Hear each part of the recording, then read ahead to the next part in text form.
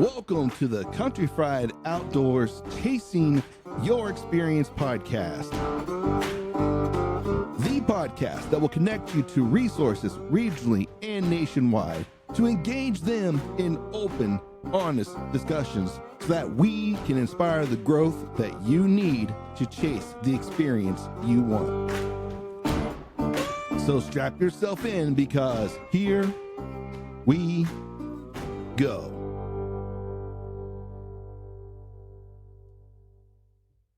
Hello, everyone, and welcome to another episode of the Country Fried Outdoors Chasing Your Experience podcast.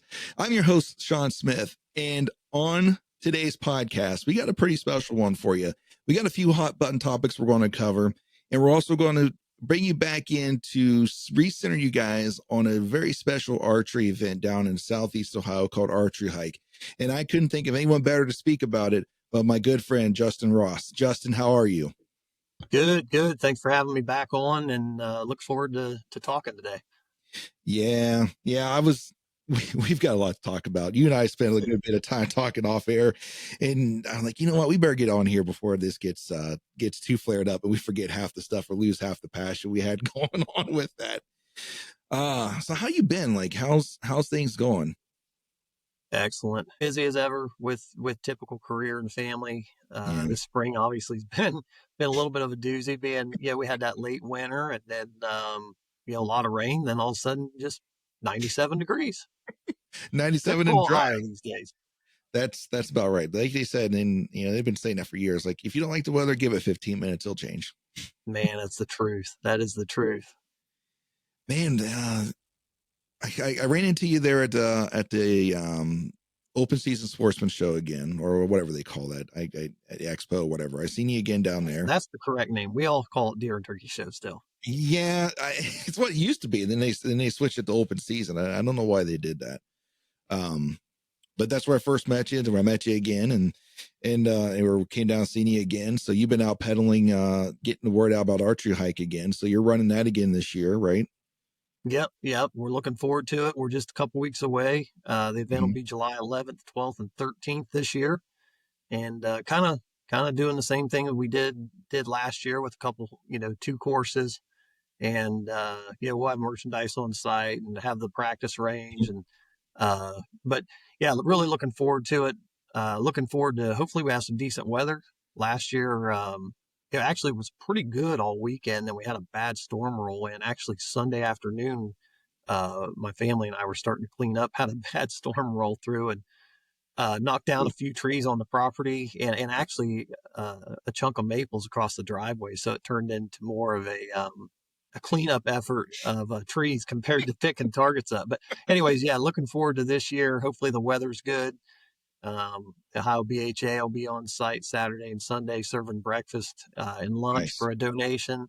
Nice. We're having them back and just really looking forward to getting these people out shooting and raising a little bit of money for farmers and hunters feeding the hungry and Whitetails Unlimited and like I said, for Ohio BHA. Awesome.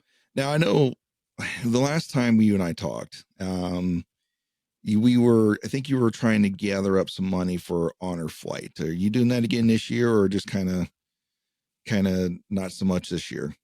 No, we changed our focus back to what we, this year back to the nonprofits we've worked with in the past and moving straight forward with Whitetails and Farmers and Hunters Feeding the Hungry and Ohio BHA. Obviously, BHA is what we'll talk about later with this whole public lands ordeal, but they're strong in that fight as well. So we need to help progress that message. Yeah.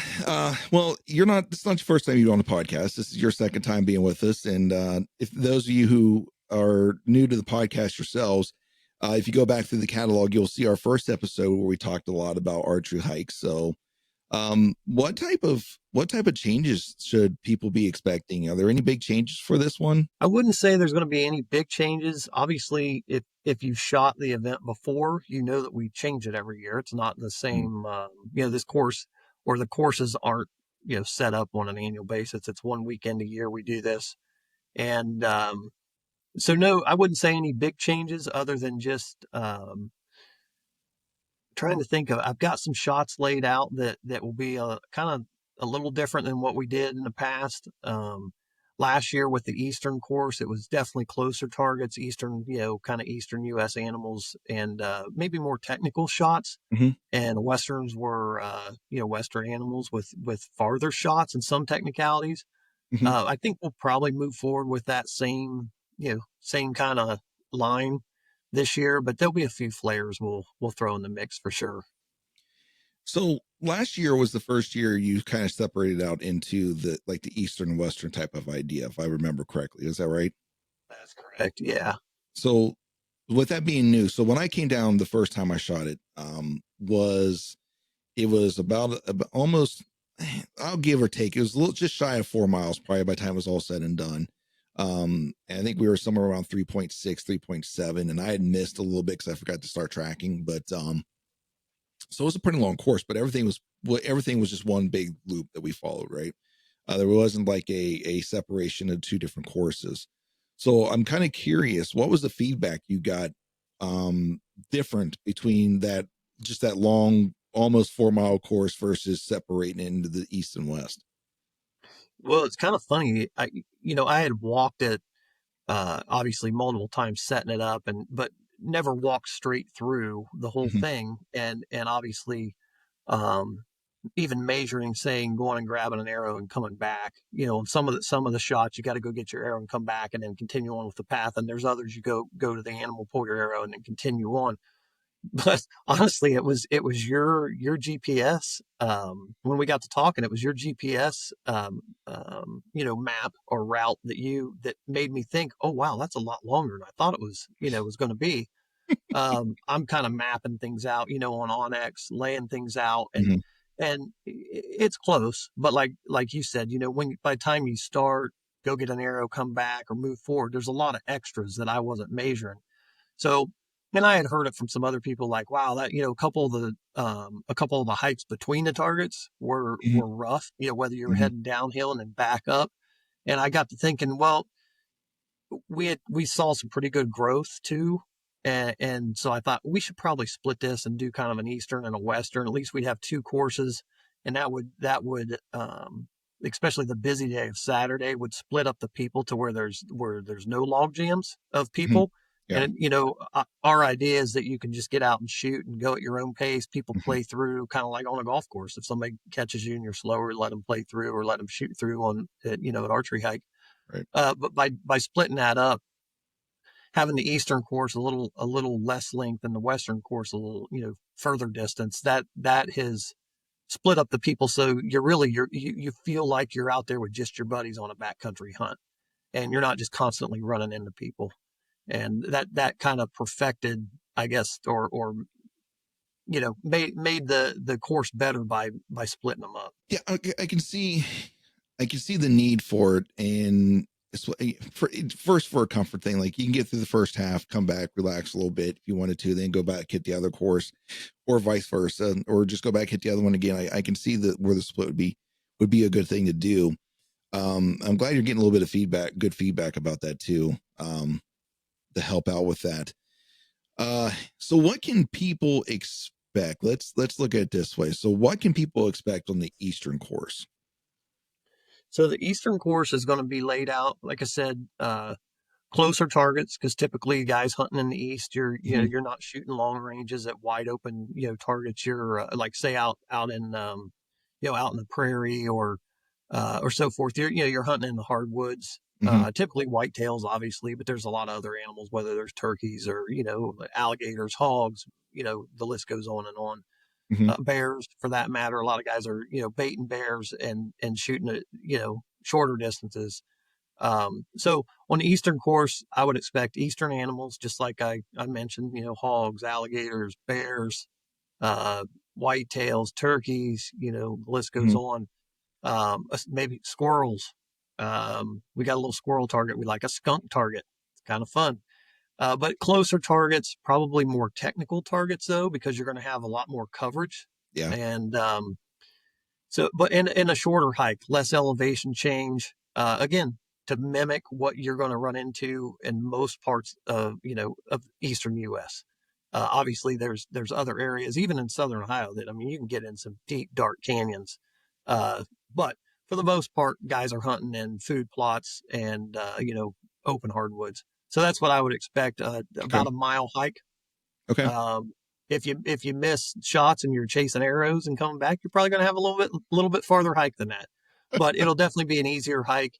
And quite honestly, the guys that are signing up for Hike Heavy Challenge, which we can talk about in a minute, Yeah. a lot of those guys do the Hike Heavy Challenge on the eastern course because it's a little bit easier. They're hauling their pack, and they do the Hike Heavy Challenge on the eastern side, come Mhm. back, take a breather, like you said, drop Mhm. their pack, and then they'll go to the western side. Cheaters. Yeah, they got to do them all.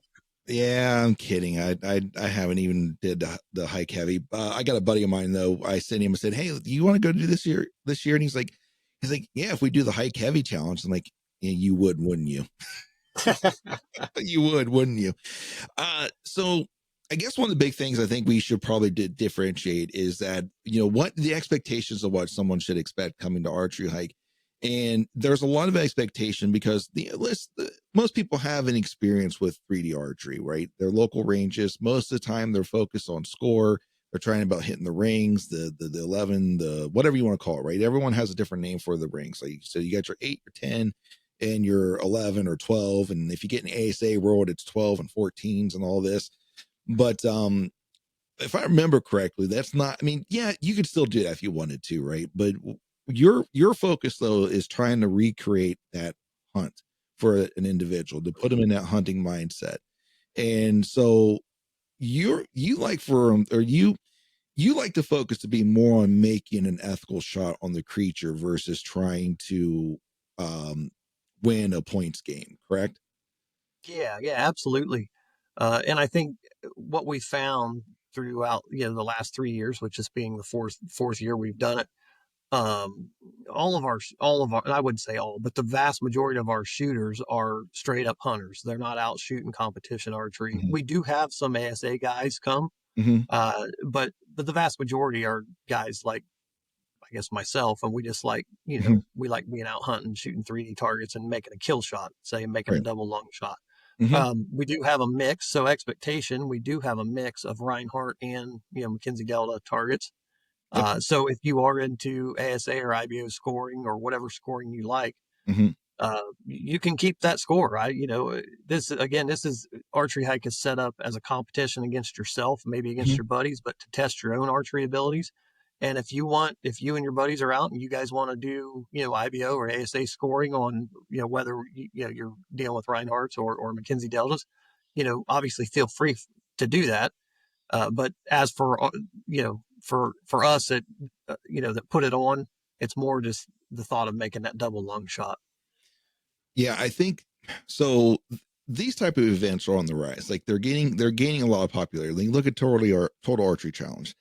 Okay, yeah, you can keep score there if you want. Like if you watch the videos on Total Archery Challenge, there's a lot of guys like, oh, I get the 12 ring, I hit the 10 ring, and they keep score that way, or they come up with their own games. That's not really the focus of Total Archery Challenge, or things like that. It's like not necessarily the competition side of it because you're not there to compete with anybody. You're just there to basically, as you said, compete with yourself or just to push your limits or push, or just to get outside your comfort zone. And that's what I like about your event. Like I like to shoot for score. I'm not gonna lie, I like to do it. I go out and not that I shoot any local competitions and stuff. I go out and try to keep score in my local places, but it's refreshing to kind of come down to an event that focuses on like the hunting aspect of it because and I know, like, yes, there are some amazing shots in the ASA world. There's some amazing shots in the IBO world. But when you start looking at the scoring rings, especially on certain angles of shots, like that's not where you want that arrow to go at all on a live animal, right? You get a good quartering away shot, you get a good quartering two shot, and where the 10 or the 11 ring or even the 12 rings, and if you go with the 14 ring, that's not even remotely close to where you want an arrow to go.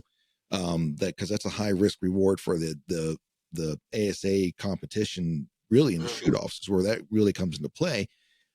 But the scoring rings on some shots, broadside shots, they're pretty accurate. I mean, that's pretty good placement on a broadside shot. But as soon as you put an angle in it, man, even if you ended an 8 ring, you might even have a bad shot on some of the angles that you can get into.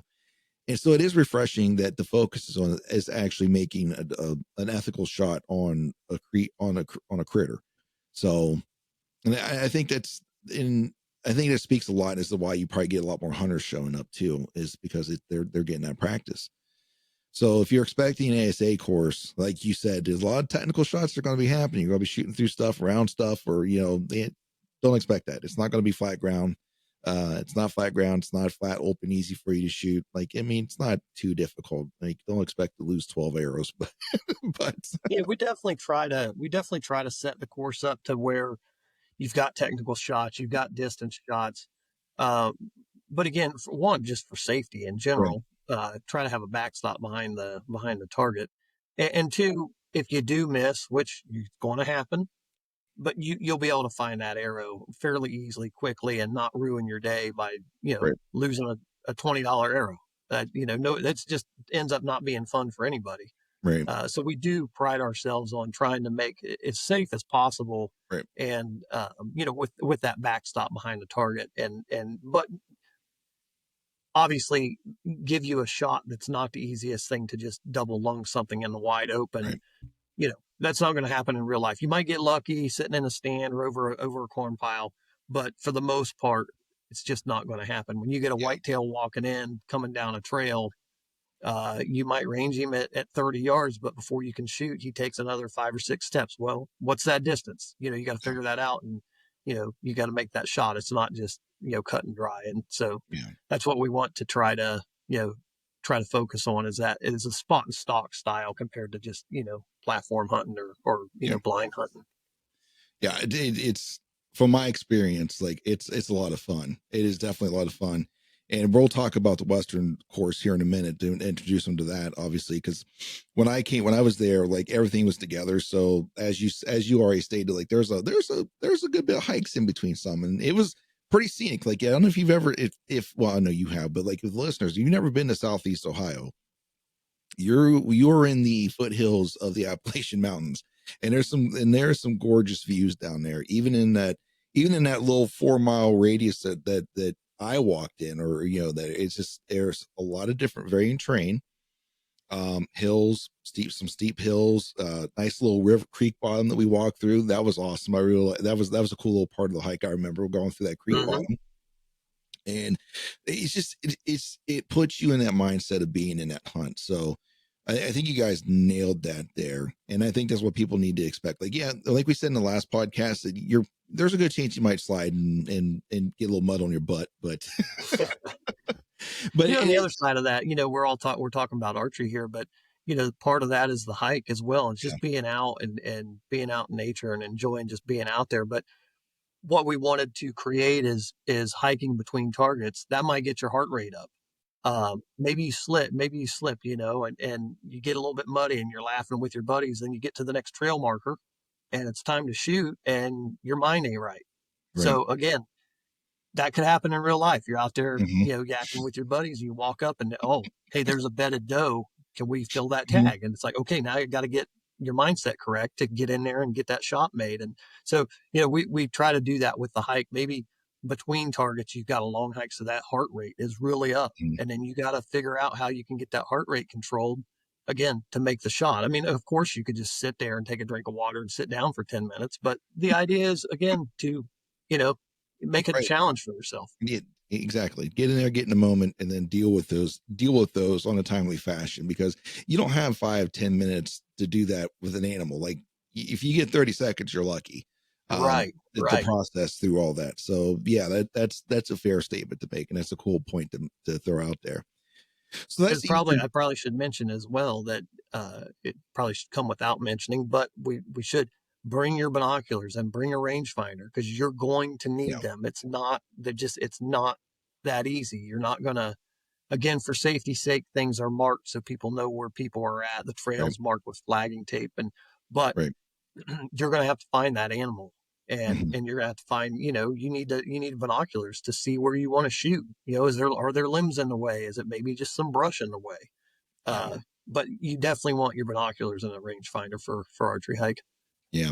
I'm just I'm sad that I didn't make it last year. We had just too much stuff going on, and I didn't make it last year to actually see how this current setup, obviously without you've changed the targets around, stuff like I get that, but like the current format, I haven't had a chance to experience that yet. I'm excited for this year. My goal is I'll be there Friday to shoot it, and I'm hopefully come hell or high water, I'll be I'll be there because I missed it last year and I don't want to miss it again because it is a lot of fun. So the Eastern course sounds like it.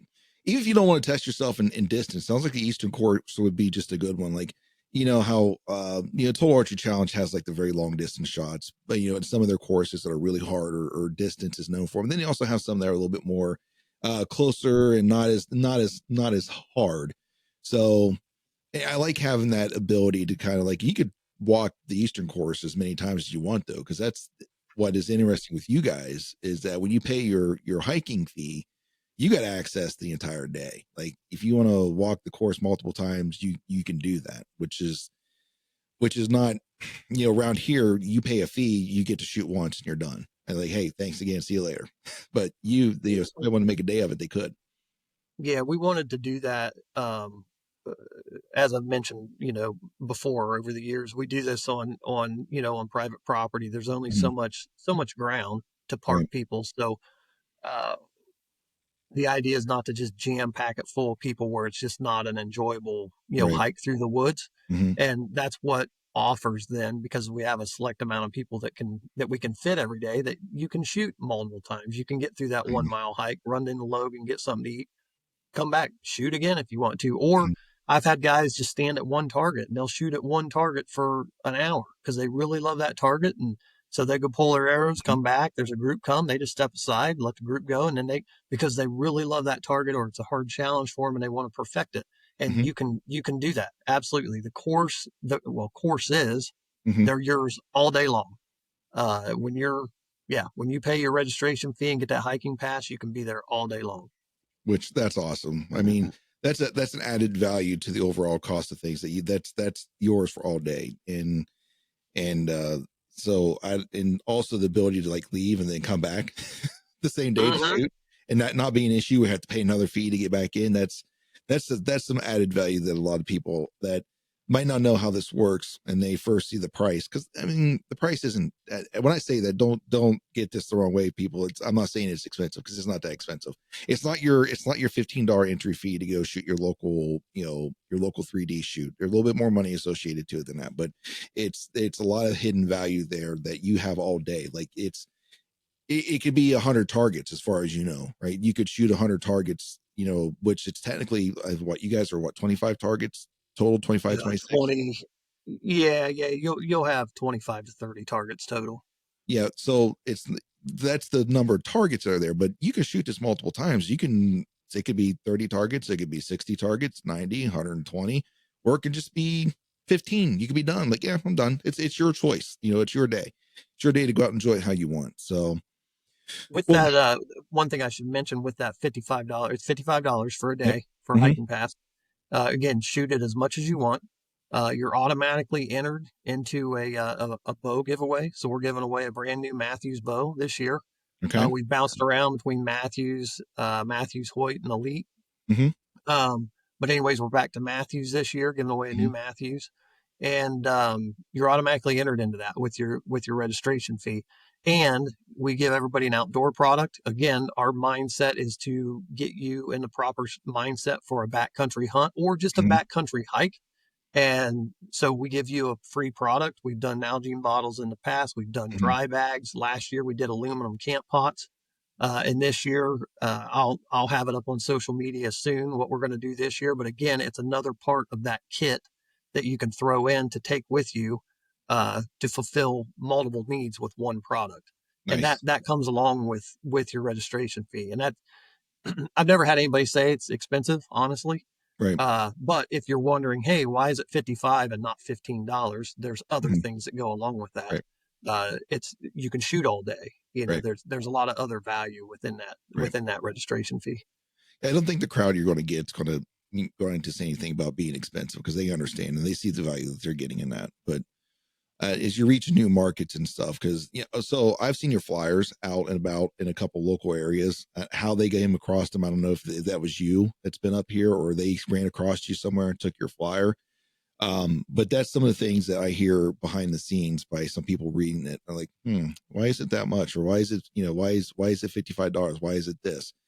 And not saying it's expensive, because I don't agree with that. Like, it's not expensive, especially if once you've experienced it, you know what it is. It's not.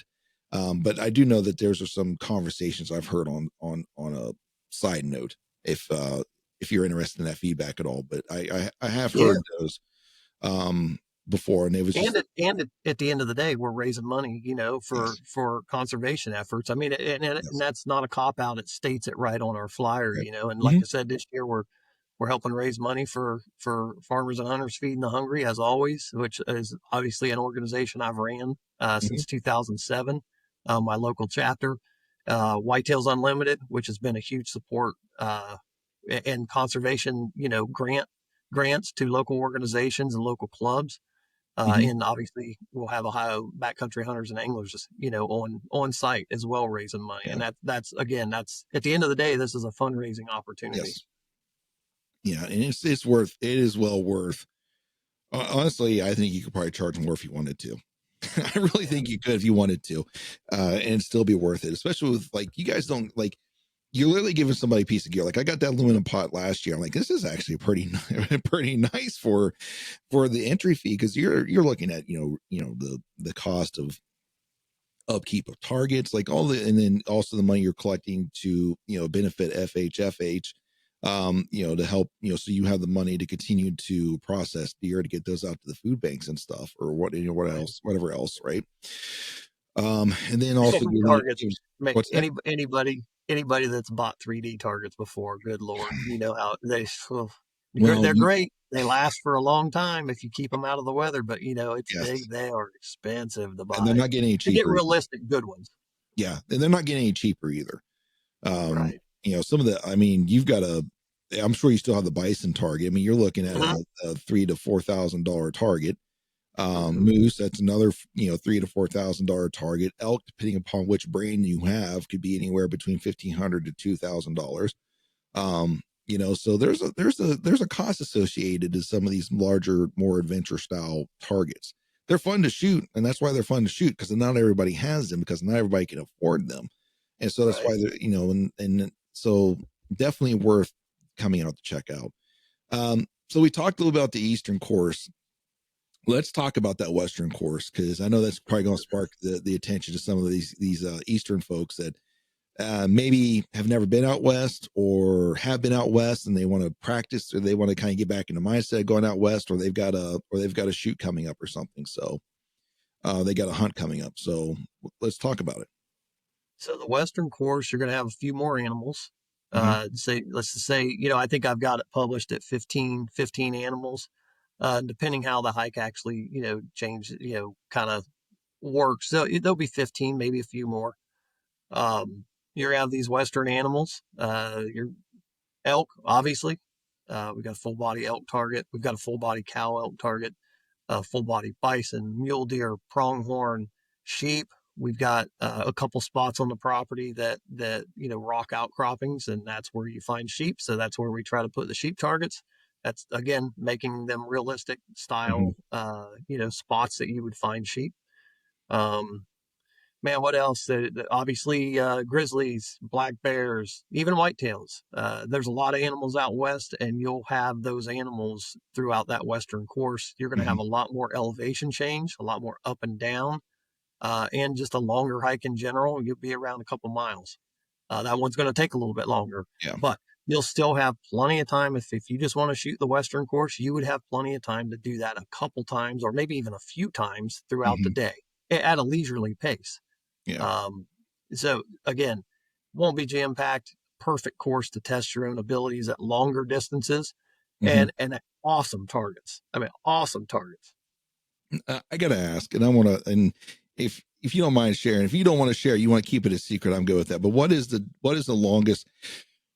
Well, I understand people can probably adjust a little bit to this, but what is the longest shot you have set up there? Oh man, I think few years ago, we had that bison that was out in the food plot, like he was eating in a prairie. Mm-hmm. That's where you find bison, or in a prairie, Right. or open grasslands. And he was 78. We had, I think that full body elk has been 80 to 90 yards Yeah. in the woods a couple Yes. times. Yep. Shot it. That's probably, I think the farthest shot. Oh, the bison last year. The bison last year again was in the open. He was in a gas line. We've got a gas line goes through the property, but again, like he was, in eating grass.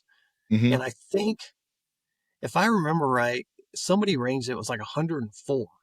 And I honestly didn't intend for him to be that far, but I came out, I was hiking through, and I'm like, man, I'd love to put that bison down in that area. So I put him down there, and then, backtracked, was like, where can we shoot from? It's like, oh, this is a perfect spot.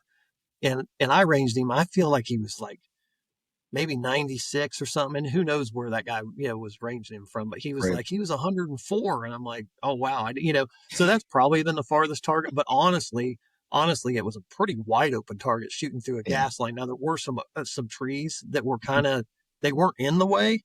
If you trust your bow and know how your Mm-hmm. arrow is going to fly, they weren't in the way at all. Right. But they definitely got into your mind that, oh gosh, I'm going to hit that limb, or, so that's probably been the farthest shot this year. I would say again that 80, 90 yards, Mm-hmm. would probably be the distance. But I think the hardest shot that we actually have had, the last 3 years was the elk last year. He was across the valley, kind of towards the end of the western course, and he was across the valley. So you're shooting across the valley, which plays a little bit in your mind because it just doesn't, the distance he's at doesn't seem what he is. But I think Right. he was 83 yards, but he was way uphill from you. And so right in front of where you were standing at the trail Oh, marker, if you shot from the trail marker, he yeah. dropped into a deep valley and then went up the other side. And he was up there and had some junk in front of him. You could see his head and his antlers, and then you Mm-hmm. could see like the vital.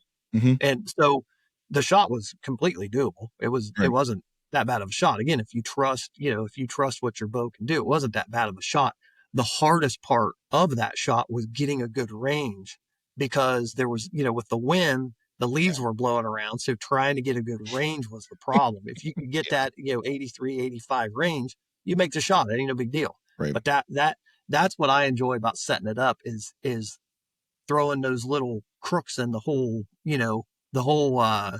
um, algorithm to figure out what you're going to do. And so if you can't get a good range, now you're guessing. But hey, that elk's standing there and you want to kill him, so you better guess good. But that's probably been the hardest shot, I would say. A couple years ago we had a hog that was down on the bottom, and I think Yep. it was very steep downhill, and it Yes. was only maybe a 22, 23 yard shot, but he was way below you, and it looked Mm-hmm. farther than that. But Yeah. he really was. It was a top pin style shot. Yeah. Line of sight would messes with you, with those elevated or de-elevated targets when you got a little bit of an angle to shoot down to them or up to them. That will mess with you a lot. And I remember Yeah. that hog. Like if I think I'm pretty sure we're thinking of the same one. I was going to say on that rock outcropping, because I think we shot down from a rock outcropping or something similar to that Yeah. down in that steep valley down there in that creek bottom. So Yep. yeah, that was a cool target. I like that.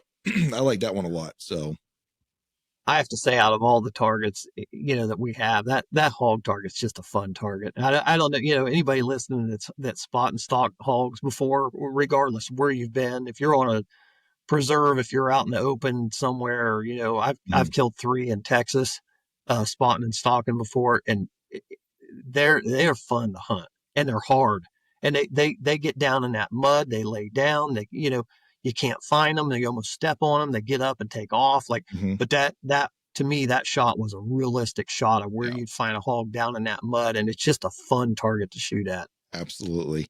It was fun. I liked it. I really liked that target. I liked the elk. You had a couple elk targets I really enjoyed. The one you and I talked a little bit about last time was the turkey target that you had like a little window about that big to shoot through to get to. Yeah, So, yeah. And it wasn't a far shot, if I remember right. no, That was no, it was maybe even 20 yards or 21. yeah, if that. I Yeah, mean, but once again, messes with you. If you're not expecting, you could do it if you've done it, like, or you at least should know you can do it. But it's just watching it, like, I don't know if I can get through there. Like, yeah, you can. You'll be all right. and if you shoot enough, we're not shooting expandable broadheads on these arrows, something Right. that's going to, open up as it's flying through the air. We're just shooting field points. And Right. so, in real life, would you take some of these shots? Probably not. You probably wouldn't be Yeah. comfortable with it in real life. But on a target, you got to understand these arrows, they'll fly through a lot of stuff and not get knocked Mhm. off course. Right. But that's what if you shoot enough, that. Right. And you'll trust yourself, hey, I can shoot through that little clump of leaves. That ain't going to knock it off course.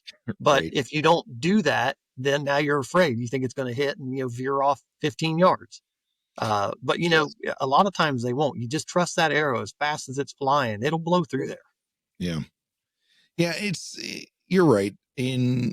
But the other side of this, though, like, it's a good thing to go out and do it, because then it's going to build a little bit of confidence in you. Not saying I don't want it to be too much like overconfidence when you go out to a hunting situation, but it will open up a little bit of confidence to where, hey, I know I can make, you see a shot that's not as complicated, and you're like, I know I can make that shot because I did this at this, here. So, and you have to challenge yourself. Like, there has to be some type of a challenge for you if you're going to make any improvement. You could be stagnant and not improve. And um trying to think, Viktor Frankl, I don't know if you read anything from him or heard anything about him.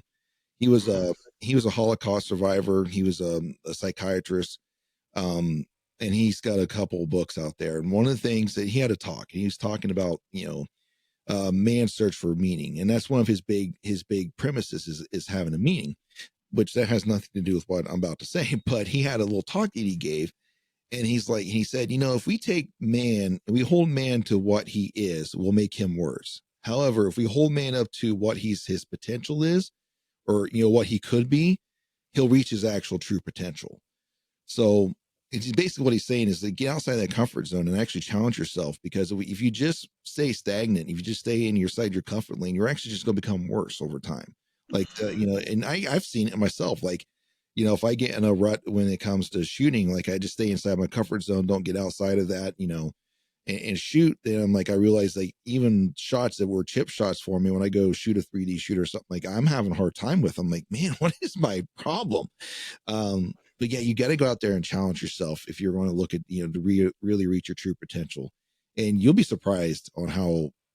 That's why I shoot distance a lot. Like, I can shoot out my bow, I can dial it down to 137 yards. Would I ever take that type of shot on an animal? No. No, not on the first shot. Maybe on a follow up if possible, but I don't know if I would take that on a first shot. But man, I'll tell you what, when you could dial in 137 yards and you can accurately shoot that far, 20 yards all of a sudden is not that is not that big of a deal. Well, 20 yards is like you're shooting at the side of a car at that point. I mean, Correct. you can't miss at that when Correct. you're so dialed at that further distance. Correct. And I think, and I'm not saying you got to go out and shoot distance, but I'm like, go outside and shoot outside your comfort zone, and go in. And when you go to these shoots and they have these little bit more challenging shots, like, obviously know your limitations. Like, if you can't shoot 104 yards, not that that's what that target's going to be, but if you can't shoot 140 yards, get up to just the edge of your comfort zone and shoot it from there. And you'll be surprised at how much better you'll be if you practice that way. And you just keep building upon that. And all of a sudden, hunting season, 20, 30, 20, 30 yard shots all of a sudden become really easy. So That's another part of Archery Hike too that I guess I should mention. I've had people reach out, whether the traditional people or traditional shooters or just people that don't shoot that far, and they're mhm, only comfortable maybe shooting to 30 yards. If that target's at 60, 70, whatever, it doesn't mean, this isn't a competition. Again, it's a competition against yourself. right. And so I tell everybody, man, just move forward. If you're only comfortable shooting to 30 yards, well, maybe go to 40. And maybe you don't have a 40-yard pin, or you just don't, that slider, you're not used to shooting that far, Hmm. then try it. That's what's fun about it. You can Right. try it here, and maybe you increase your effective range because of our shoot. Yeah. And I would also challenge everybody, to your point you were just talking about, of getting outside of your comfort zone.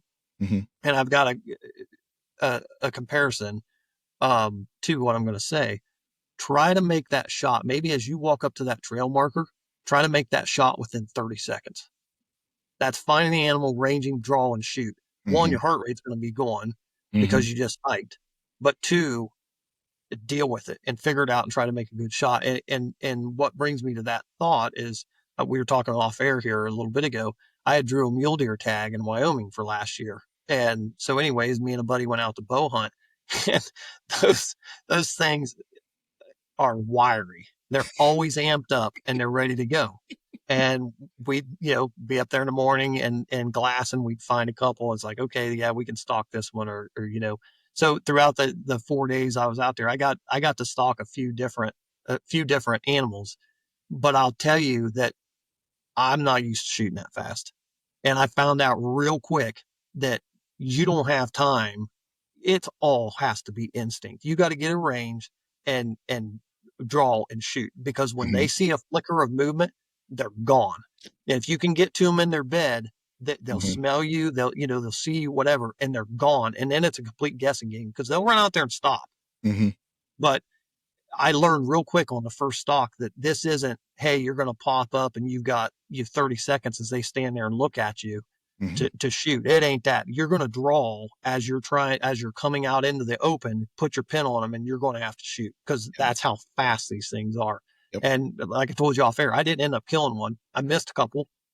I missed a couple at some decent distance. Again, because I didn't shoot fast enough. They jumped off, ran off. And then luckily the guy I was with, he threw me a range and I, again, kind of guessed, but your heart's pumping because you walk up, you're stalking in on this animal and then all of a sudden it's go time and you can't step back and say, hey, I'm going to hold off for a minute. There ain't no holding off. That animal was alive and well, and he's going to be gone. So I challenge everybody on an archery hike, get to the next trail marker, range that thing and shoot within 30 seconds and see how well you do, because I bet you won't do as well as what you think you would. Yeah, I agree with you. There's going to be a lot, and most people is going to have an issue with that when you put that type of time constraint, because then all of a sudden now, even just the time itself, if you hold yourself to it, right, and or if you got some buddies that are holding you to that, like that will bump the stress up a lot, and they'll just add to the already your heart rate's up because of exercise, but then you're going to start getting like the stress heart rate issues that come with that, and that can really mess with your mind too. It would be very fun with a group of guys too. You hike to a trail marker, you range them. Nobody tells anybody. It's okay. Jim's up, so he walks up, ranges it, draws and shoots, and then Sean gets up, and he had Jim didn't tell Sean what the range is, and then it's his turn, and it would be fun to take this course on in that fashion and see how well you do, because when it's your time to shoot, your buddy's got he's got a little stopwatch on his phone, and you're going to hear it chime at any second, and then it's too late. Right. But give yourself 30 seconds and get that shot done. It would be fun to go through archery hike with that mentality. So let's take it one step more from that. Then because from some of the stuff I've done as an instructor of firearms, now obviously safety is number one. Like you have to make sure you maintain control and safety of all this. But let's say your entire group makes it in 30 seconds. Like everybody can shoot it in 30 seconds. They make it. So then let's take some time off. Let's take 5 seconds off. Now it's 25 seconds. Next target is 25. And all of a sudden now everyone makes it at 25. Let's take it to 20 seconds. Right? It push you guys yourself to your safe limits. Like once again, I'm not telling you drop down to 5 seconds and have an accidental, discharge where you launch an arrow, through the woods accidentally without an idea where it goes, or you forget to put an arrow on the bow and you blow your bow on your string and you blow your bow up. I've seen a couple of those happen before. Maybe some of those have been my own at some point in time at a certain point, but that's neither here nor there. But I think there's you could play this however you want. You can put the amount of stress on yourself that you want. But the more stress that you can, here's where you don't want to get to the point of total meltdown though, because then you're not learning, you're not gaining anything at that. Like you've totally deconstructed everything you just did. So the goal is to put enough pressure on yourself to where it's still a learning experience for you. But once you go into total shutdown, then stop and reset and start over again, or just don't do it anymore because you're not gaining anything. It's going to make it worse, and you're going to start to develop bad habits because of that. So yeah, have fun with it. I like that idea. I like the idea you get there, and And it'd be interesting to see if anybody picks up on that and runs with that, see if, how fast people get their shots off. I bet you 25 would probably be pushing it. 25, 20 seconds most, especially now. Maybe some guys later in the stack might be able to do it because they've had a little bit of time to relax from, as watching everyone else shoot in front of them. There was like 3 or 4 member groups. But I bet you the first couple 20 seconds, that's that's pushing it. It would be neat to get to that target and do, like, say a 25, 30-second challenge with each person, step up and get it done, and then stand there for a few minutes and then just go through your normal sequence and see how different your shot is. Yeah, that'd be a good one too. And once again, you've got time to do it. If people stack up behind you, just let them shoot through, let them go through, let them move on. And then, you can stay at that target all day. You can spend as much time on that target as you want. And you can shoot as many arrows as you want. It's not a one and done. Shoot as many as you want. Get a feel for it. Get good at it. Use the opportunity to better yourself before you leave. I like it. Yep. I like it a lot. Yep. That's a good idea. I kind of I might have to steal that. Fortunately, I think I'm gonna be by myself when I come down, so I might have to time myself. But the problem is, if I'm making a video, which hopefully I'm able to, if I make a video, I'm 30 seconds is out the window because I gotta go down and put a video camera on the target, and I gotta put a camera back where I'm at. I got this, I got that. Yeah. So it's gonna be a little bit longer of a process than that. But no, I think that's a good idea. I like that. Hello, everyone. This is Sean Smith of the Chasing Your Experience podcast. We interrupt this episode to let you in on some exciting news. If you're looking to upgrade your mock scrape game this year, then head over to scrapedoctor.com and fill your carts full of scrape magic, maybe a poison ivy or two, just a rope squared, or even just a rope. And then enter the code CountryFried10. That's Country Fried, spelled with a K, the number 10, and save yourself a little bit of money. And now, back to the pod. What else? We were talking about challenging targets, and it just dawned on me another target. We had a can't remember if that was last year. Was the bedded doe? She was only maybe 17, 18 yards. I think that was last year. Yeah, I think. She was up in that pine thicket, and she was bedded between 2 pine trees. But where you were shooting from, you were shooting essentially grazing the grass to hit her vitals, and not the grass, but the leaf, the leaf bed. And anyways, it just dawned on me thinking about past targets, and essentially distance isn't always the hardest thing. Short distance, can be hard if there's technicality involved. And there were some guys that missed that doe target, and I think she was like 17 yards because they didn't trust shooting right across the top of the ground to hit those vitals. It was just a mind thing. I can't aim that close to the ground, and they couldn't make that shot. And it just popped in my head as we were talking about challenging things. That was one of the more challenging shots I think we've had through the years. Yeah, people need to realize what their arrow trajectory is, because there's a lot of shots they probably don't take that would be 100% ethical shots if they understood their trajectory. Like, so for example, say like let's say you've got a good shot, you've got the skill to do it. You've got a fairly decent shot at something at 40 yards, but yet at 20 yards, right in the way is an obstruction. Well, if you know the flight, if you know your arrow path, more than likely it's going over top of that 20-yard mark. Where's my camera going? My camera just said, screw it. I'm going somewhere else. Camera said, hey, I want to show you this buck. That's a nice buck. Like, hey, look at this buck up here. Well, anyways, I'll keep talking as I'm trying to fix this problem here. So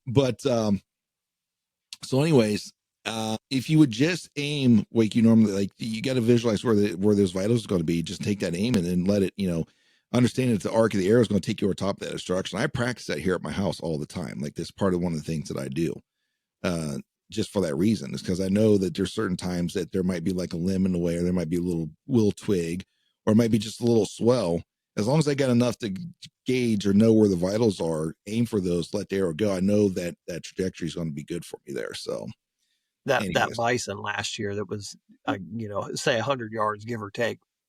It was that same way with a couple of those limbs that were sticking out, and one of them was a down tree, and there was people that actually moved left or right to not even have to deal with that, because they had mentioned, they're like, man, I just don't know. They were, it was a mental game. And so anyways, they move. But again, if you shoot enough and you trust your trajectory, you know that your pin is probably aimed at that tree, Mm-hmm. but that arrow ain't going to go through that tree. It's going way over, way over top of it. And again, that's what makes this fun. Yes. Yeah, that was interesting. My camera just said that. Boop, I'm out.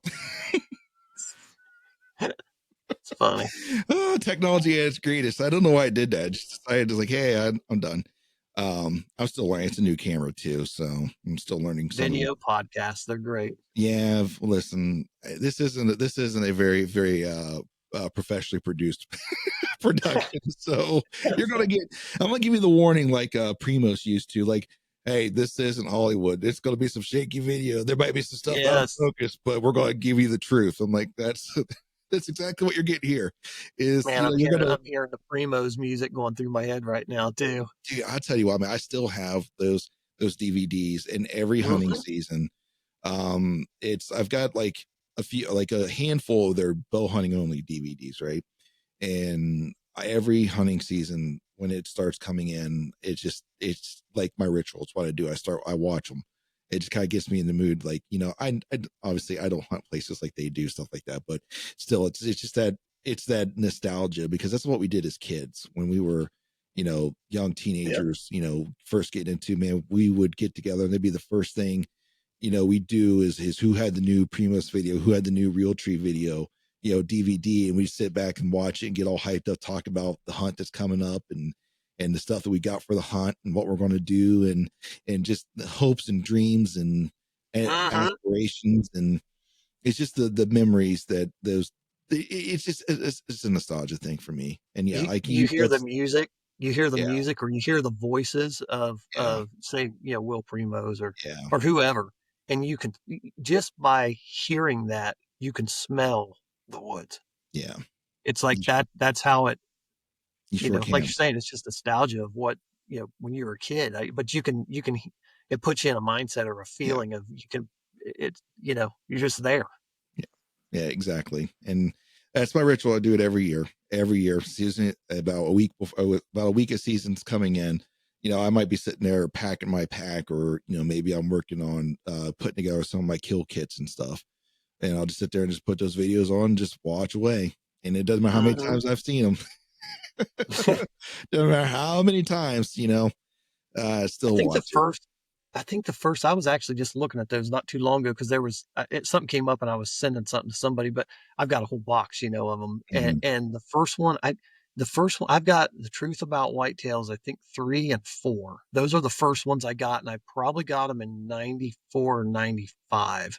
I Mm. think is somewhere in that area. I started hunting in 94, but or I killed my first deer in 94. But anyways, those videos have been around forever.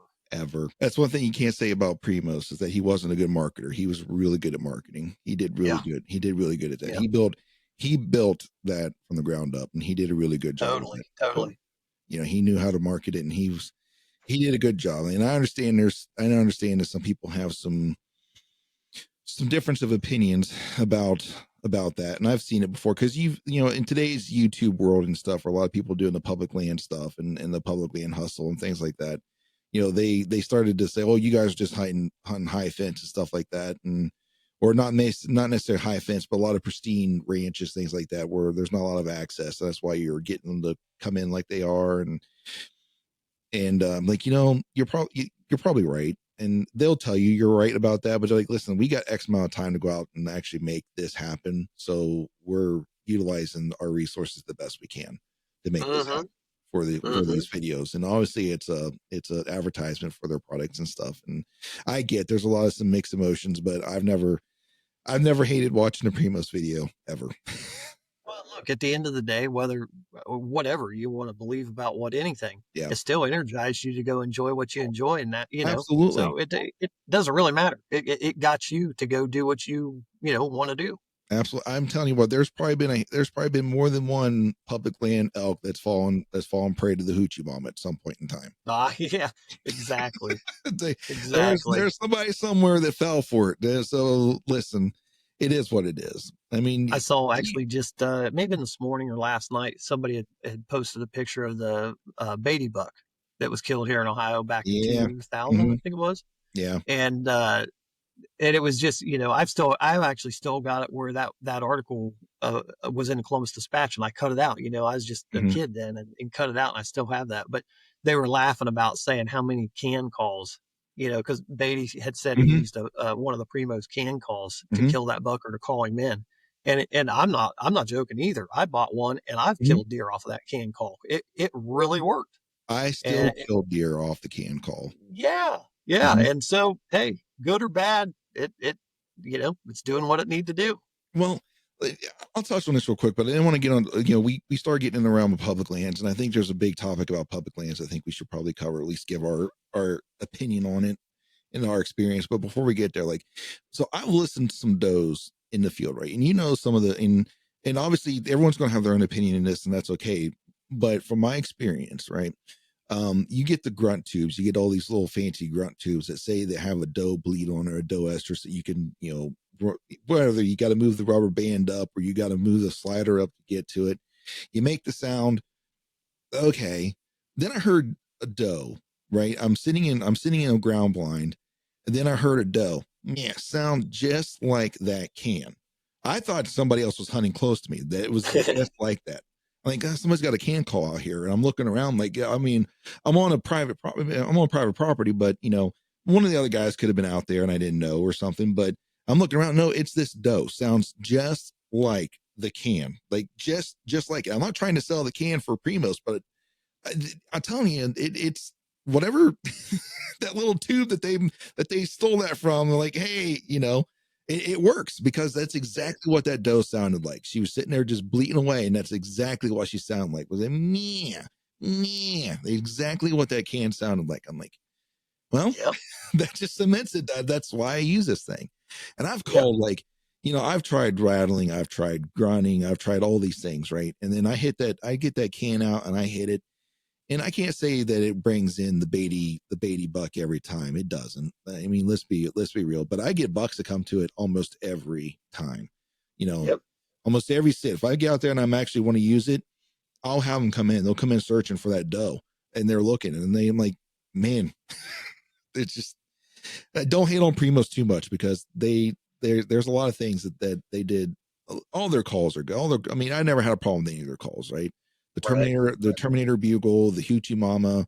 I've had elk respond to those on public land. I've had deer respond to the grunt calls and the buck roar. The buck roar, I swore by the buck roar for a very long time. A very long time. Yeah. I swore by that call.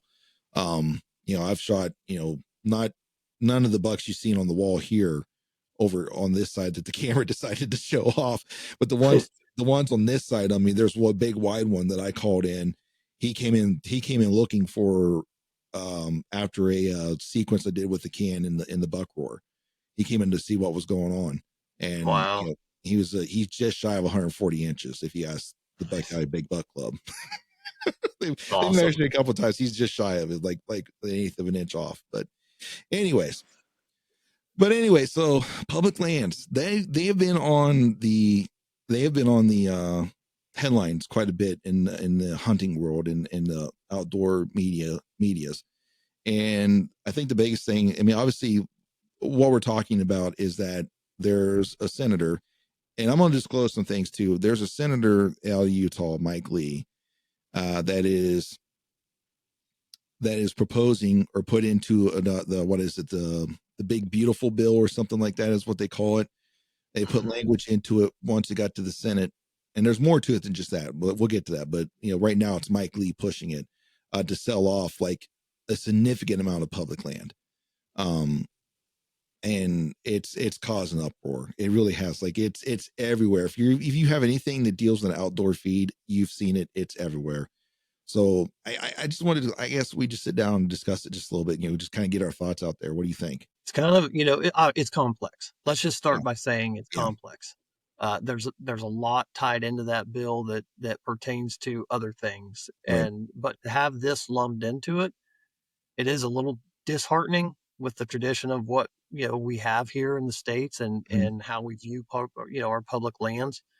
At the end of the day, the most we can do as citizens is call our senators and say, hey, Mhm. what's going on? Like, you got to don't support this.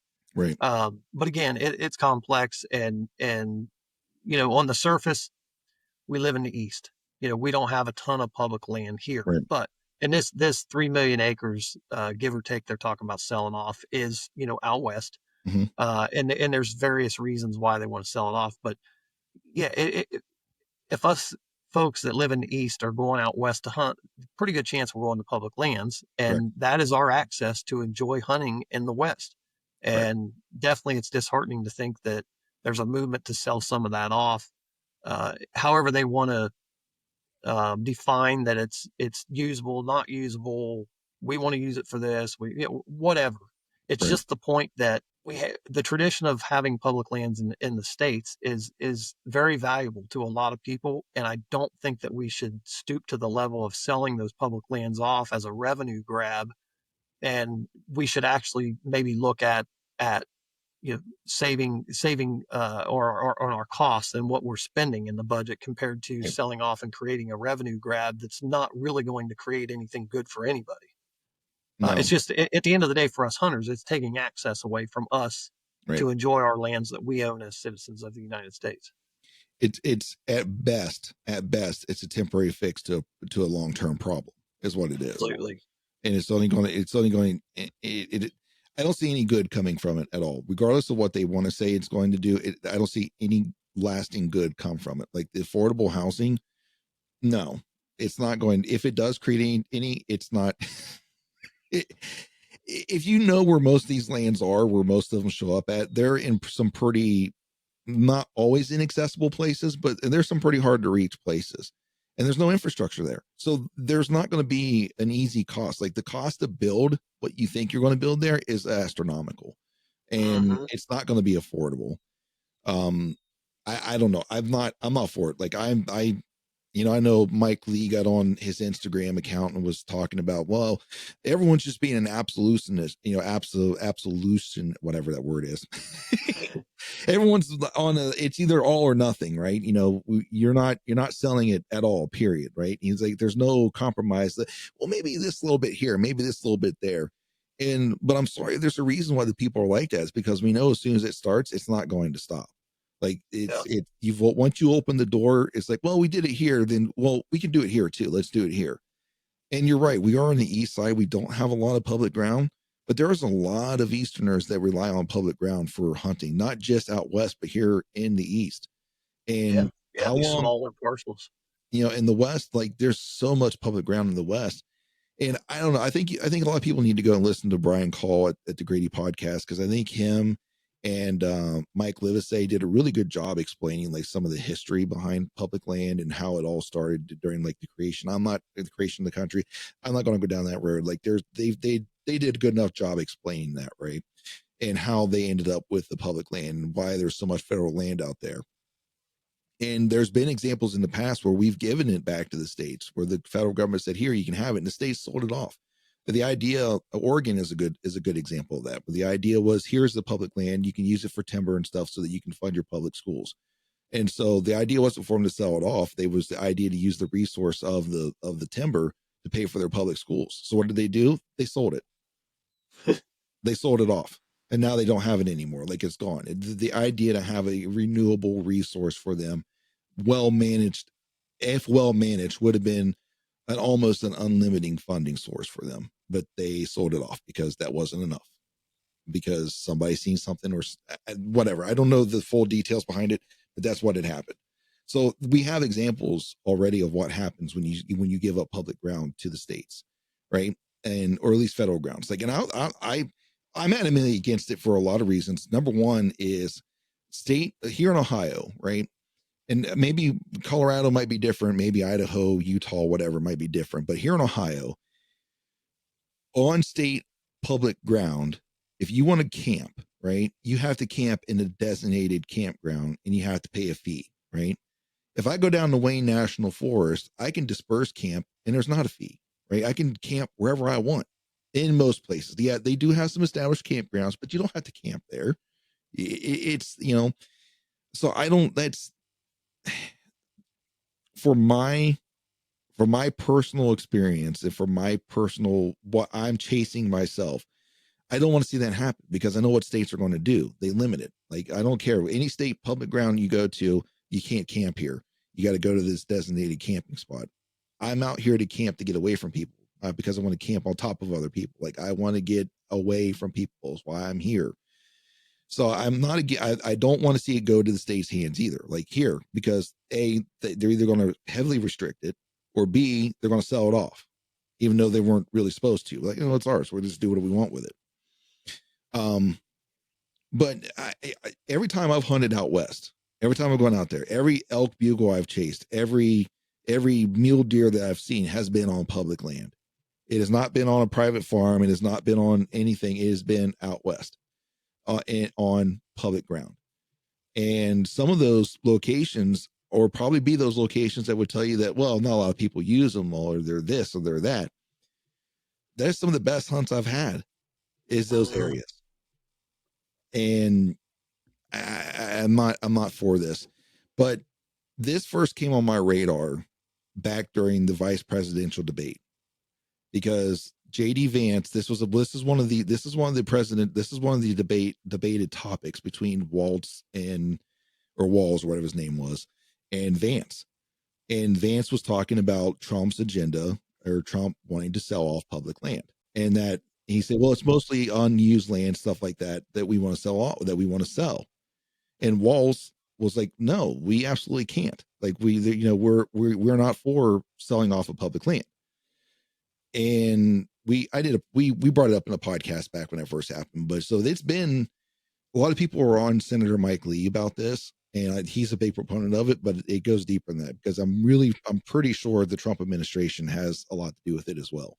I'm not saying I'm against Trump and what they're trying to do, but that's one of those things. Like, it's a lot more than just Senator Mike Lee. Right. I think it's a Republican movement. It's just Mike Lee that has his name on it. But yeah, it's just a little disheartening, because like you said, where does it stop? Why break the ice and start? Because it won't stop, because it is a very valuable resource. But like you said, it's a short-term gain for a long-term problem that, and I go back to my trip to Alaska a few years ago hunting caribou, and to think that, that obviously is a whole different world when you go to Alaska, not just the West. And there's some desolate places in the West, but then you go to Alaska and there's a vast majority of people would probably say, well, yeah, let's just develop it. Nobody goes there anyway. Nothing's happening. But there's so much happening in that land that we don't understand or we don't see, but we can, because it's ours, and we can go experience that if we want to. But once it's gone, it's gone. And it's just sad that we're at the point of that's the method of new revenue, is to just sell off, public lands. I just don't understand it. And again, it's a complex issue, but it just doesn't make sense that we're at that level, that, yeah, that's the thing we need to do. It just doesn't make sense to me. Yeah, it is complex. And this is not the fix for what you're trying to do, or what you need to do. And unfortunately, like, I don't think it's going to go the way they think it's going to go. Like, if they do sell, like, it's going to end up in the hands of people who, it's just going to limit access. It's going to end up in the hands of people who can afford it. And because it's not going to be cheap when it goes. It's not going to be, small individuals that have the opportunity to buy it. It's going to go to the greatest bidder, and some pretty wealthy people are going to become even more wealthy because of it. Whatever, like, it's capitalism. It is what it is. Like, but the land is there for us to enjoy. And there's a reason why it was set aside. Like, our people smarter than us said, hey, we need to set this land aside. We need to protect this land for various reasons. Whether it's conservation, whether it's, ecology, whether it's just for recreation, for the American citizens. There's a reason why the land's set aside, and it needs to stay that way. Now, I'm not opposed. I'm not 100% opposed. And you and I talked about this. Like, I think there's some other ways to get revenue from those lands without outright selling them. I'm not really opposed to well-managed timber processes. I'm not Mhm. opposed to that. I'm not opposed to going in there and doing some. There, a lot of the lands I've hunted on, though, they already have gas wells on them, so it's not like we've not done this in the past. Like, I'm not opposed to this type of to this, right? I'm not opposed to it. I think it's not a great solution, but it's a better solution than just outright selling it, because you lose that value of that land is then gone. It's here's the initial value of it. Here's a shock and awe, congratulations, here's this money that's going to get used to do whatever you want with it, and then it's gone, instead of having a resource there to where if we timber this section, replant it, then timber this one, then replant it, then we have this resource that we can keep tapping into. It's just money that'll end up, it just gets wasted. Yeah, But eventually. there's the tradition of multiple generations of families that use some of this ground to ranch on. Yes, And that's producing tax revenue. And it is. so what that all go, and again, not all the lands that they're going to sell off or proposing to sell off are ranches or No. ranch land and so forth. But all I'm saying is, if this is the start of it, it doesn't stop. There's generation after generation of families that have used public grounds Mm-hmm. to ranch on, or other uses, and then that all goes away. So what do those families do? Yeah, Right. it totally changes how people are going to live in that landscape. It's going to change a lot, and it's going to affect local economies more than I think most people think it's going to, because there's a lot of those local economies that rely heavily on the attraction of the public lands that people come out there for. And I'm not just saying just hunters, right? There's a lot of people that go out there to hike. There's a lot of people that go out there just to enjoy nature, just to get out in the camp and just to enjoy nature and how nature was supposed to be intended. And I would say skiing, but most of those ski resorts, they're their own private property and stuff like that. But these areas rely on that type of business. I can tell you, here in Ohio, gun season isn't what gun season used to be, and there's a lot of businesses that are hurt because of that, because that's what they look forward to, that swell of income that would come to help offset some of the costs of just doing business throughout the rest of the year, because they knew this big swell of people were coming for gun season. And since that isn't what it used to be, it's hurting those businesses. And just take that on a larger scale. You take away the public lanes, you take away the access that, people come out to hunt, people come out to hike, people come out to fish. It's not just people swinging arrows or at bullets at animals. It's people out there, hiking the trails or casting lines into the streams, stuff like that. It's all this that bring revenue to those areas and to those Mm-hmm. small locations. So you're going to hurt a lot more than just the taking of the land. And I don't, long-term goal, it's not worth the risk that is associated with that. So yeah, it's, I guess, where we stand now, though. I guess so. The problem is, here's another problem I have with this, though. It was already in the house.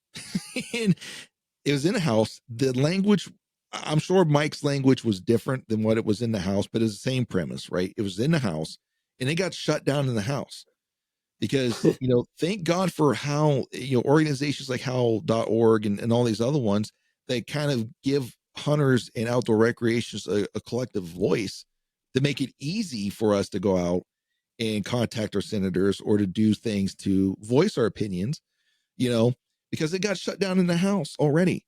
And then all of a sudden the bill once that's taken, that language was taken out, and probably some other things. They probably made a couple other changes here and there. I don't know for sure. It gets approved by the House of Representatives. It goes over to the Senate. And sure enough, Mr. Senator Mike Lee decides, let's put this language back in here again. Tries to Mm-hmm. hide it in there again. It's been defeated once in it. Now he's trying to do it again. That's the kind of stuff that irritates me the most about this whole thing. Like, just the whole process of it all. But I'm hoping that the senators that sit there, like I've done the how.org thing. I got on there, recorded a video, sent it off to the people we have here, the senators we have here in Ohio, Bernie Moreno and John Husted.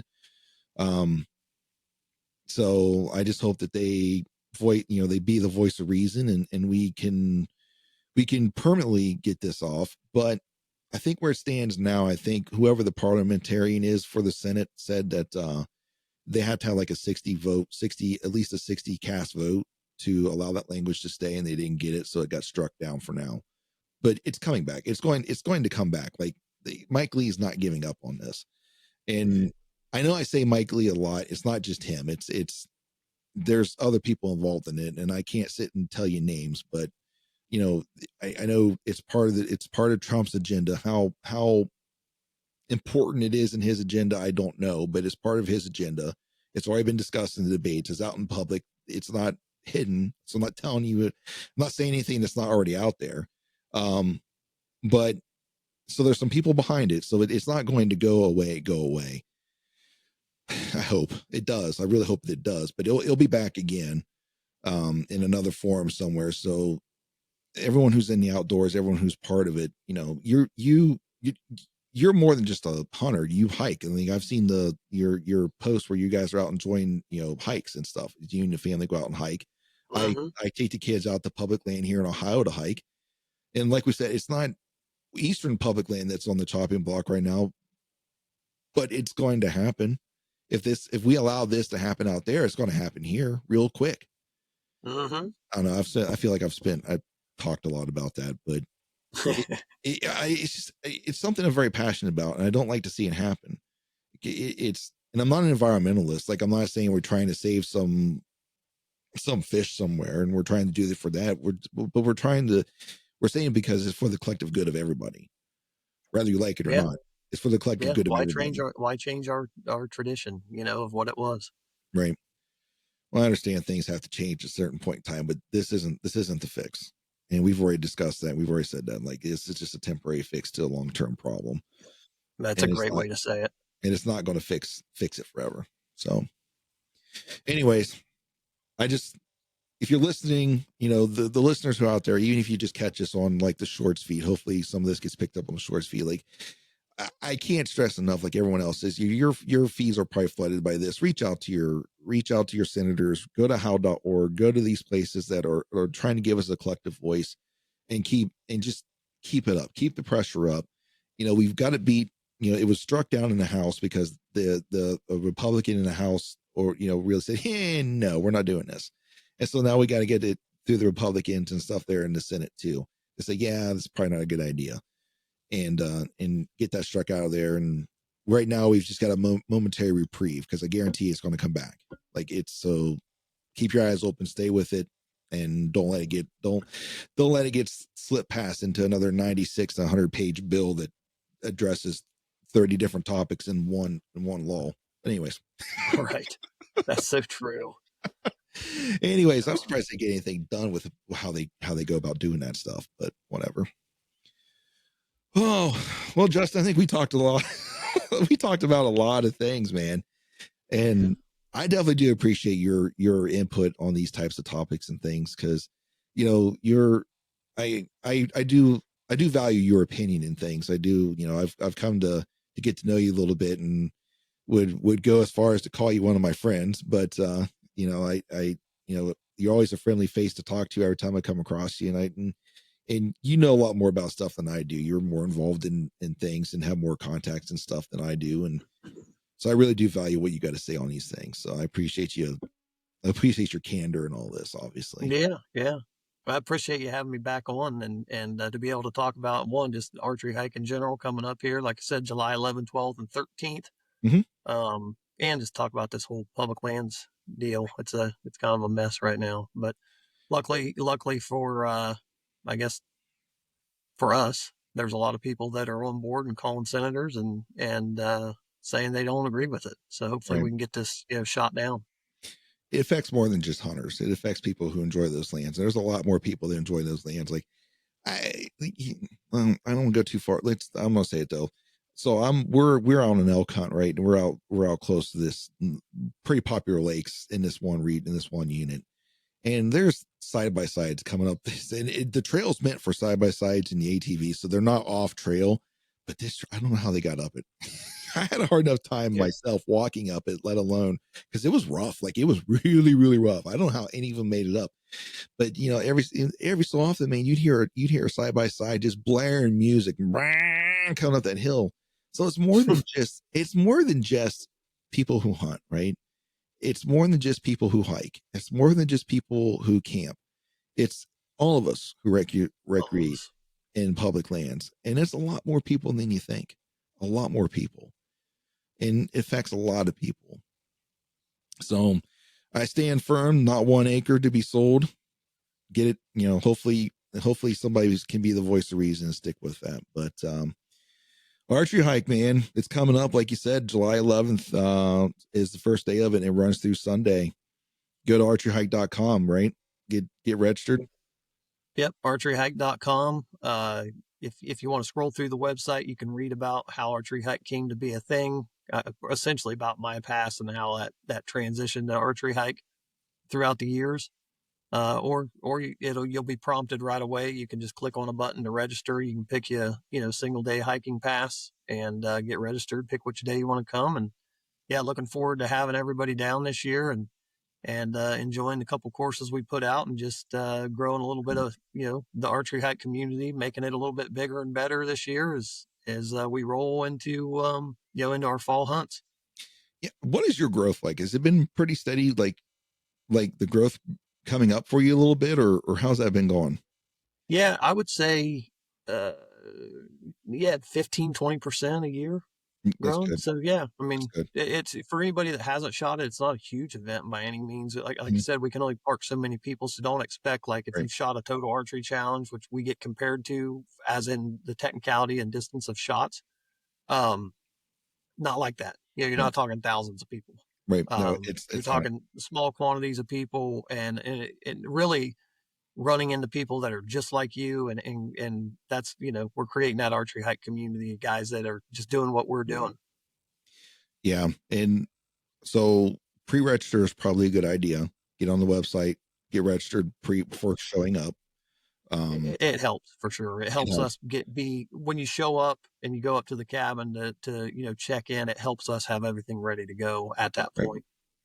Now, you're not discouraging people from absolutely just not showing up like out of a whim, but we definitely encourage you to pre-register at the website, um, so we get a good count. Because, like you said, there's only so much room for people, and we don't need a lot of people. I mean, more people the merrier at a certain point, but eventually it just gets to the point where there's just not enough places to put people. Right, So right. pre-register. It's one of those events. It's not meant to be the total archery challenge where 2,000 people showing up at a time to shoot, but yeah, we definitely want to see a little bit of growth and keep it going. And so And if you've got husband, wife, girlfriend, boyfriend, kids, friends that want to come along, we don't have any problem with friends or others that aren't shooting. mhm, If you got some non-shooters that want to come along, um, bring them along. It's free of charge to get mhm, them outside. Again, just we want to get them out on a nice leisurely hike, and maybe they enjoy their dad or mom or brother, sister, whoever friend just shooting their bow and hike along with them because just being out hiking, you'll get a good workout being out there in the outdoors. absolutely. Well, Justin, I think we covered just about everything we're going to cover today. Is there anything else you want to add? Anything else you need to say? Or Just a little bit about just kind of recap farmers and hunters feeding the hungry. Mhm, As a lot of you guys know, I've ran a chapter since 2007, and I just wanted to, I guess I have a chance here to talk to a lot of people, just say thank you for the donations that I got locally, mhm, kind of the northern Columbus, eastern Columbus, northeast side, Delaware, Licking, Morrow, Knox, some Franklin, that kind of this whole area where I'm at. Ton of donations this year. I was expecting maybe around 100, and I think I ended up with 209. So nice, way over what I was expecting, nice. which is great. And obviously anybody that follows the numbers through Division of Wildlife, the kill was up again this year. I think Mhm, 232, maybe if I'm 230,000, give or take. mhm, Whitetails killed this year, which is great. There's obviously plenty of whitetails in the state. That means people are out killing does as well. And I'd say a vast majority of people donated a deer as well. And I like the hashtag donate a doe. You can get your antlerless permits a little bit cheaper and yep. get out there and enjoy the outdoors and donate a doe. If you want to, if you don't want to, that's fine too. Keep it Mhm, needed.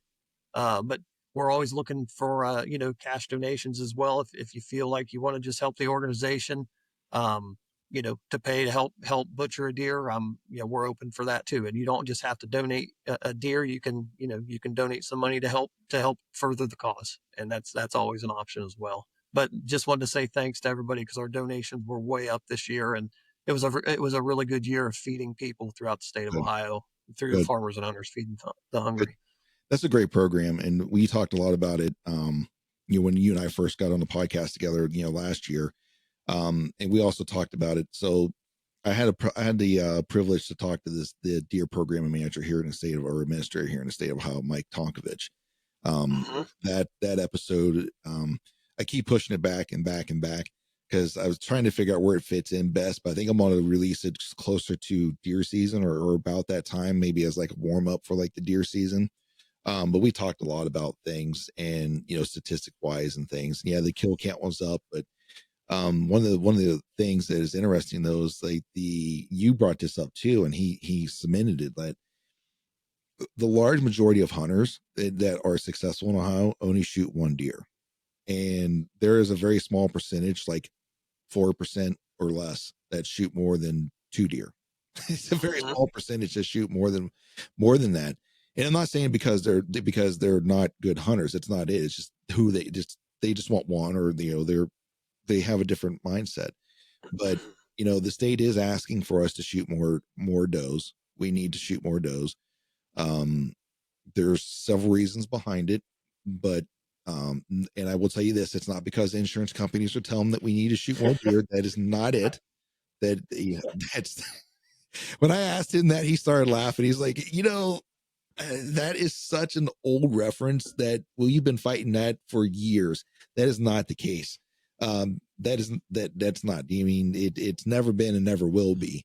Um, but yeah, but for the management, for the health of the herd, they're asking that we remove more does from the landscape. And I understand some people are in it for certain reasons, and I get that. You got to chase your own experience, but there are organizations out there like FHFH that would be more than happy for you to donate your deer. The only thing it's going to take from you is to have a valid tag. You shot the deer legally, and then you transport it to a FHFH approved or accepting butcher, which, That's it. that's another thing though that I think we need to get out to, is that if you know anybody who's in the deer processing business that would be gracious enough to help out, we would love to see you guys get on board and help out with FHFH as well. You'll get paid. There's money associated with it. It's not pro bono. If you want to do a pro bono, that's hey, listen, we're not going to tell you no, but we don't expect it, right? You guys don't expect that. But butchers and processors is another shortage that you run into as well. Have you seen a change in that though? Has that changed at all? No, it's, I guess maybe in the last couple of years it's flat, but there for a while we were losing as kind of COVID came on. Mhm. We lost a lot of butchers through the state. Mainly not, they were just getting out of the deer business because they're Yes. doing beef and hogs. There's more money, I guess, Mhm. I guess you say more money per pound of meat. It Yes. was more viable, and they were scheduled out with beef and hogs, and Yeah. so they just got out of the deer business. And yeah, I appreciate you mentioning that. So for anybody listening, Sean will, have my contact info, I'm sure, in the notes, Mhm. the show notes. But yeah, reach out to me if you're a butcher or you want to, be involved. More than happy to talk to you about it and what we've done in the past, what we're doing in the future, and how you can be a part of just feeding more people in your local community. And again, that's why we do events like Archery Hike, or we do, my wife and I travel around and help a buddy put on Whitetails Unlimited events throughout the state to raise money for Farmers and Hunters Feeding the Hungry or other conservation organizations doing things just like we are. Um, Absolutely. yeah, so please reach out if there's ever any questions. Yes, please reach out. Well said. Well, where can they find you at? Outside of archeryhike.com on the website, where else can they find you at, Justin? They can jump on Facebook or Instagram at Archery Hike. We're trying to keep things posted there. Any updates? But yeah, mainly Facebook, Instagram, or jump on the website, archeryhike.com. If you got any questions, you can email me at archeryhike at gmail.com, and I'll get back with you. Or on the website, there's a communication box you can type in, and a little chat box. I'll get that, and I'll get back to you as well. Awesome. Well, is there anything else you need to say, brother, before we close this out? I'm good to go. I think we covered a lot of topics, and hopefully we see you down there on 2 weeks from today. I hope so. And by the time this airs, I think it's going to come out on Monday. It's going to go outside of my normal schedule rate, but whatever. I want to get it out there so there's enough time for people to hear it, who want to hear it and get out there and be part of it. So, well, Justin, I appreciate your time. I really do. I appreciate our friendship, and I appreciate you taking the time to sit down and talk to us again. And like I said earlier, like I really do value your opinion, because you're a very, very active user of, or just a very active person in the outdoors, and the experience that you have and experiences that you share is it's hard to come by. And it's refreshing to hear those types of similar thoughts, or just ideas that maybe not exactly the way I've seen it before, but that makes a lot of sense. And I appreciate that difference of experience and everything. So once again, thank you so much for short notice too. Yeah, no worries. To get on and do this. So I wish you luck. Hopefully that, Archery Hike goes without a hitch, and we can avoid any of those major storms that has been plaguing Ohio here recently, and you don't have to worry about major cleanups down there. Maybe we'll get lucky. It'll be 45 in the morning and about 65 throughout the day. If we could just keep it at 70 all the way through, that'd be great. None of this 110 with the heat index that we've been dealing with, the humidity. But then you get people out in Phoenix it's 120, but it's a dry heat. I'm like, I don't care. It's 120. Right, Exactly. Dry or not, 120. Well, ladies and gentlemen, with that all said, we appreciate you guys taking the time to sit and listen to Justin and I talk over the last about hour and a half. And I really do encourage you guys to get on Instagram, find Justin out there on the Archery Hike on the Instagram, chase him or look him up on Facebook as well. Go down and check out that Archery Hike. If you are into 3D shoots, you want to get a more of an adventure shoot in, and you didn't make it to TAC, or you made it to TAC and you're looking for something a little bit more local or something here in the state, go check it out. $55 for the day. And you can buy multiple day passes if you want to go down the area. There's plenty of campgrounds in the Logan area that if you want to go down for multiple days. No camping on site, not there, but there is campgrounds available, and there's also just outside of Logan. You're just a few miles outside of Logan, so there'll be some hotels and probably some good Airbnbs and Verbos and stuff you guys can get into and enjoy. Do a day, do a multi-day, do whatever you want, but get on the website archeryhike.com, register, go down there, check it out. Justin, I don't know, are you still taking target sponsors, or is that closed? No, we can still take some target sponsors. That'd be great. So if you're interested, on the website too, I think you list how to become a target sponsor and what the expectations are, That's correct. what you can expect as the vendor who's being the sponsor, and also what you offer and what you expect from them. So if you're interested in that, check that out. If you're interested in setting up a booth and stuff, maybe I think it explains that on there too as well. Are you still taking people for that? Yeah, we'd love to have more people there right around the practice range. Again, just grow that community of people that are doing similar things. Absolutely. It's pretty cool. It's I think you had Brow Tine Innovations when I was there. I met that gentleman there. Then the Whitetails Unlimited. I talked to his name's Jared, right? Joel. I don't know why I want to keep calling him Jared. Joel. But met Joel there. So yeah, it's a nice little venue you guys can set up in. So there's a lot of things you guys can get involved in if you want to, if you're interested in either being a target sponsor, or if you want to get your product out there, you want to get your brand out there. You can get up, set up a booth. There's a fee to it, but it's all explained on the website. So register for the shoot, be a target sponsor, go down there and advertise, whatever it is you want to do. Go to archeryhike.com and get signed up for that. So with that being said, I think I've rambled enough as it is. Once again, thank you everyone for sitting and listening. But until our experiences cross paths again, we hope that you have the courage to fail, but yet the humility to learn. And as always, may you stay safe out there. and God bless you.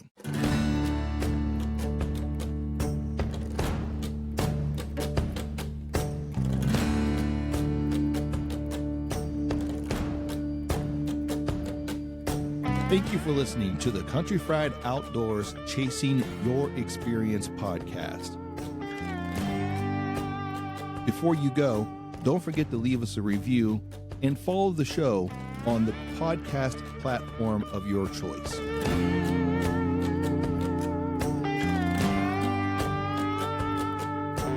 Are you hungry for more Country Fried Outdoors? Then follow us on Instagram at Country Fried Outdoors, or subscribe to our YouTube channel at Country Fried Outdoor Productions.